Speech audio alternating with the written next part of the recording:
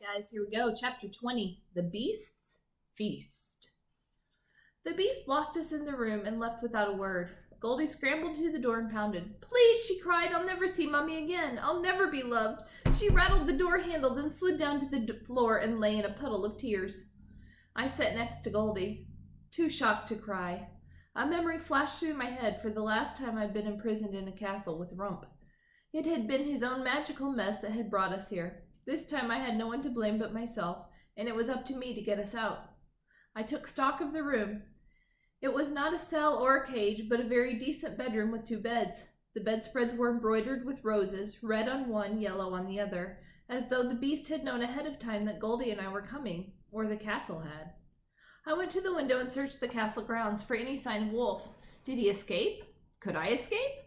Not likely. We were very high off the ground, and there were no trees near the window.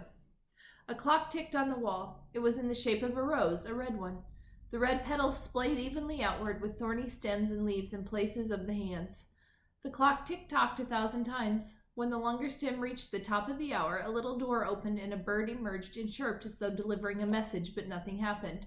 The beast did not come. What do you think the beast will do with us? Goldie asked. I don't know. Do you think he means to eat us? Goldie asked. Perhaps, I said. Though in that case he probably would have brought us to the kitchen or the cellar. The clock chirped again and again. We'd been locked in the room for 5 hours, according to the little bird. I'm hungry, said Goldie, just as the door clicked and swung open. No one entered. Do you suppose there's a ghost in this castle? Goldie quivered. Maybe. I walked to the door and peered out. There was no one there. I took a step out of the room. Don't go, Goldie squeaked. What if the ghost gets you? Would you rather stay locked up in the room? No, said Goldie. Then come on.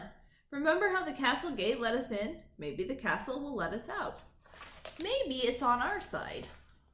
Goldie dried her eyes and got to her feet. As soon as we stepped out of the room, the door shut and locked again, so we could not go back.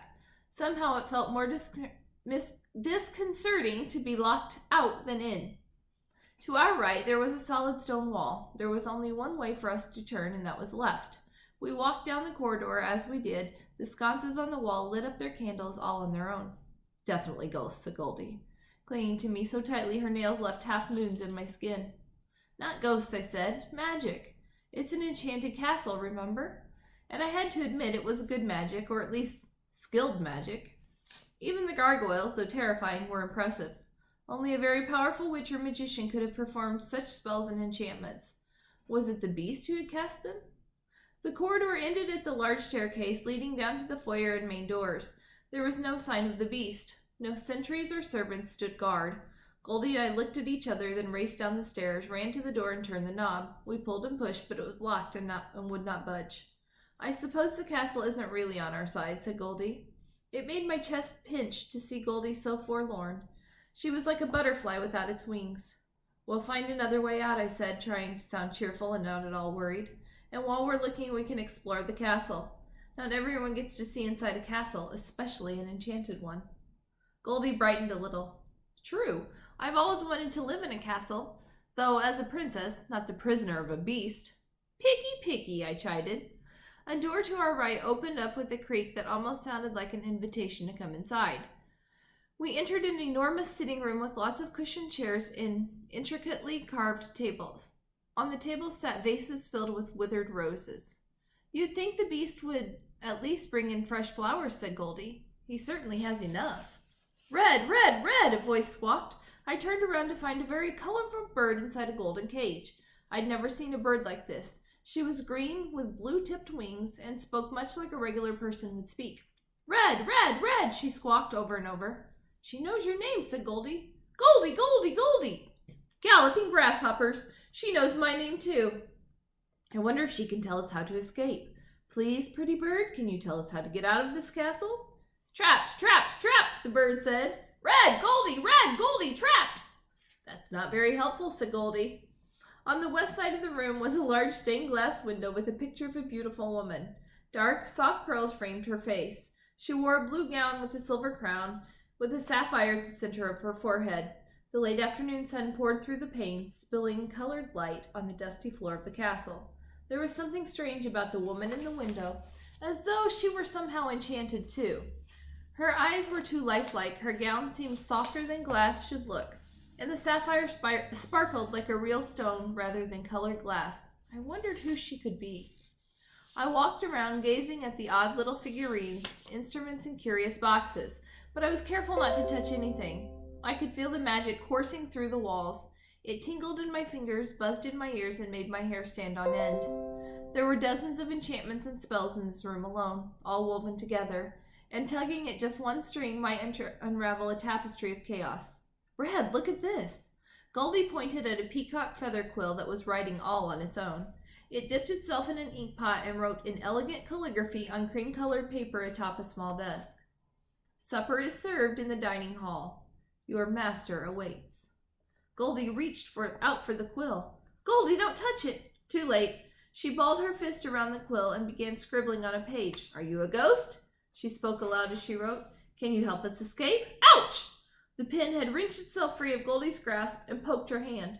Do not keep the master waiting. The consequences can be quite nasty. Speaking of nasty, you have a booger hanging from your nose. You will find a handkerchief in the drawer of this desk. Goldie's hand flew to her nose. How rude! But do I really have a booger hanging from my nose? She lifted her chin for me to see. Yes. Why didn't you say something? Goldie opened the drawer and found a white handkerchief with a rose stitched on the corner. She wiped her nose and began to place the handkerchief back inside the drawer when the pen wrote again. You may keep it. I'm not fond of gifts from the nose, only from the heart. It's a rather impertinent pen, said Goldie. But smart, I said, quite fascinated with the writing pen. Goldie sighed. Let's find the dining hall. I'm hungry and something smells good. Just as she said that, a door swung open to our right and the smell intensified, strong and inviting. Roasted meat and herbs and onions, garlic, butter, bread. We were led by our noses until we found the source of the delicious smell. We arrived in an elegant dining hall. The table was loaded with a dozen different dishes, all of them steaming and fragrant. Silver plates had been set out and flickering candles lit the room. The beast sat at the head of the table. He had already begun to eat, tearing into a leg of lamb and crunching on the bone while the juices ran down his matted fur. When he noticed Goldie and me, he wiped his mouth with a furry paw. Sit, he said, gesturing to the two seats on either side of him. When we sat, a silver tureen lifted up off the table and ladled steaming soup into our bowls. It was a red tomato soup. Eat, the beast commanded. Goldie began to eat hers immediately, but I didn't. I didn't think it was poison, but I didn't like the way the beast ordered us around, expecting us to obey like dogs. I'm not hungry, I said. Yes, she is, said Goldie. We're starving. We haven't eaten since this morning with the dwarves, and they eat rocks. I glared at Goldie and clenched my jaw. I'm not hungry. The beast glared at me. Eat, he said, his voice low and dangerous. I said nothing, only glared back. He didn't look away, and neither did I. So we were caught in a glaring contest. I have never lost a glaring contest, and I thought I was winning until the beast roared so loudly and fiercely that a wind rushed at my face and blew out several of the candles. I'd be lying if I said that didn't frighten me, but I couldn't show it. This was a battle of the wills. I took my silverware as though to eat, but as soon as the beast started to relax, I stabbed the knife and fork into the table and folded my arms over my chest. The beast jumped upon the table, upsetting dishes and goblets and the tureen of tomato soup. He shoved his face inches from mine. You think you're brave, do you? He said.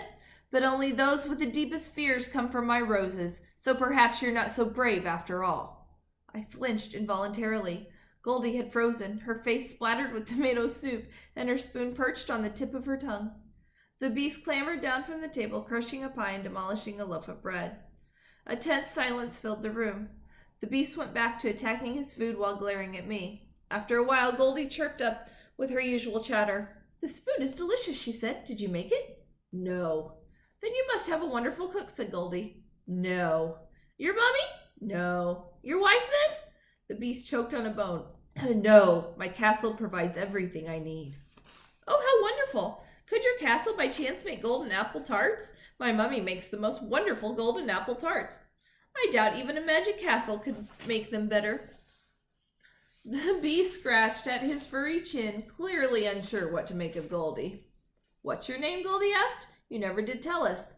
Beast, said the beast. Of course, but what is your real name, the one your parents gave you? Surely they didn't name you Beast. The beast growled, showing sharp teeth. Beast is a perfectly suitable name. Goldie slurped her soup. When her bowl was empty, a knife and fork slipped some mutton and placed it on her plate, while a spoon scooped her some potatoes and beets. My stomach growled noticeably, but I still did not touch the food. Goldie asked a dozen questions about the castle, how it worked, what other things it could do besides cook, and if Beast thought the castle might be able to make her mommy love her. The Beast mostly answered no, or I don't know, with increasing agitation, until I feared he would explode again, so I changed the subject. How long do you intend to keep us, Beast? I demanded. Until I get what I want, he said. What do you want? The return of what was stolen from me. But I didn't steal anything. Your gargoyles took the rose. Yes, the rose, he said.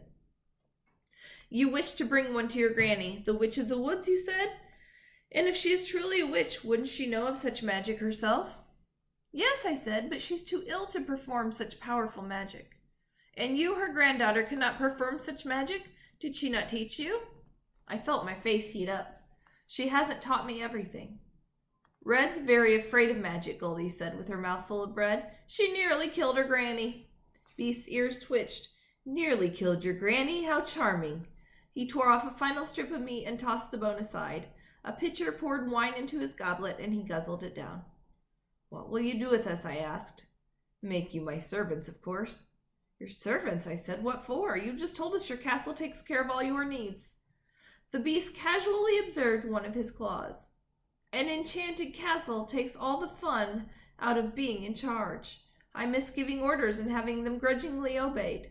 You two will fill the hole in my heart.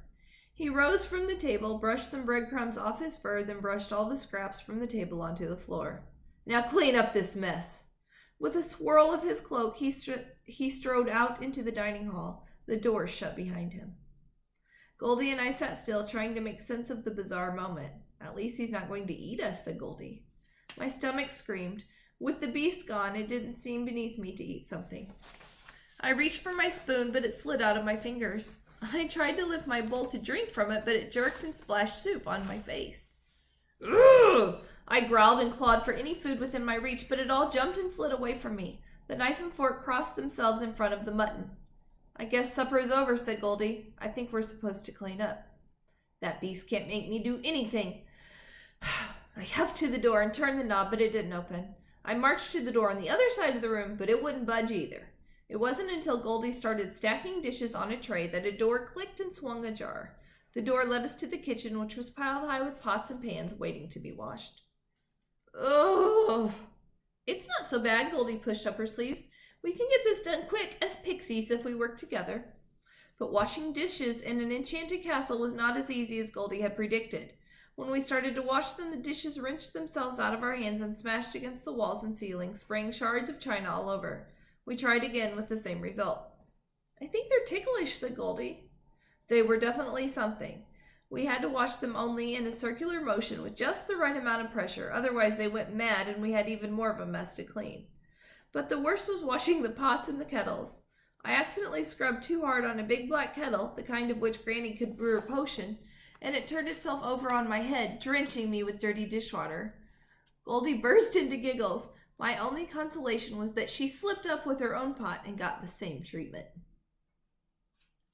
After the dishes were washed, we were guided by the castle back to our room. On the beds lay 2 white nightgowns, one with red roses and one with yellow roses stitched on their hems. Goldie went behind the screen to change and exclaimed, "That's a hot bath back here." I heard her plunge into the water. Oh, this feels glorious. It's been ages since I had a warm bath. I'm getting all the dirt and grime off. Don't forget the boogers, I said. Goldie paused for a moment and then said, "Thank you, Red. You're a true friend." After Goldie had finished washing, the bath was drained and refilled with clean, steaming water for me. I wanted nothing more than to simply collapse on the bed and sleep, but I was terribly dirty, and I knew I'd sleep better if I bathed. Also, I probably didn't smell like roses or anything. I soaked and scrubbed off the dirt and dunked my head beneath the water. I lathered my skin with rose petal soap. When I got out of the bath, Goldie was already in bed and fast asleep, her damp curls spread out on her pillow. I dressed in my nightgown and sat by the fire and dried my hair with a towel. A brush rose from the table on its own accord and as though to comb through my tangles. Forget it, I said. Then it fell back to its place. I got into bed, which was soft as feathers and satiny smooth. This room didn't look or feel like a prison. I had been well fed and smelled better than I had in probably ever, but all these comforts had a suffocating effect. I would rather rot in a dungeon than be fed and pampered while Granny lay dying. I was so close to saving her. Just outside this castle were the red roses, but how could I get them without the beast or his gargoyles attacking me? Far away a wolf howled, high and mournful. My heart leapt. I slipped out of bed and ran to the window. I couldn't see him, but it was Wolf. Of that I was sure. He was calling to me in mourning at the same time. Come, he howled. I could feel the sadness in his cry. He felt he had failed me, and I had failed him. Who would protect him now? I pressed my nose to the window pane. I'm safe, I told him. Keep yourself safe, friend. I tried to send my message to him, but the words came out a whisper. Sleep did not come easily. I kept spinning the events of the day in my head. The roses, the beast, Granny. I suspected the beast would have let us go if I hadn't mentioned Granny's name. Something about it had sparked his interest, and I wondered if perhaps the beast had imprisoned me here for ransom.